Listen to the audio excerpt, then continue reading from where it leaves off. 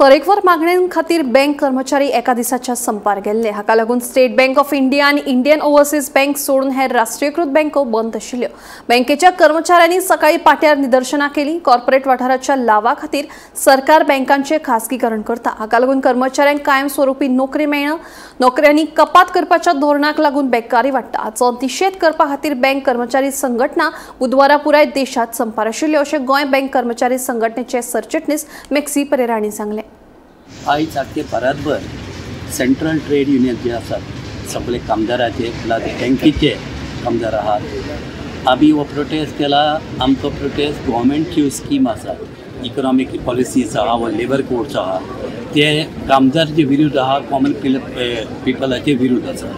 ताका लागून आमी हो आयचो दिसाचो एक दीस प्रोटेस्ट केला, स्ट्रायक केला। आता गव्हर्मेंट जे पॉलिसीज तेमी केल्ल्या हे जो पब्लीक सेक्टर आसा, जावं पब्लीक सेक्टर बँक्स आहा, पब्लीक सेक्टर अंडरटेकिंग्स आहा, पोर्ट जावं रेल्वे जावं और दुसरे जाग्यार आहा ते पब्लीक सेक्टर जे टॅक्स लोकांच्या टॅक्साचेर बांदून हाडलेले, भरून हाडलेले आनी आज पासून जे मेरेन भारताचे डेव्हलपमेंट जालें जे पब्लीक सेक्टरा लागून जाला ती आतां ते प्रायवेट सेक्टर करून कॉर्पोरेटाक दिवपाक सोदता।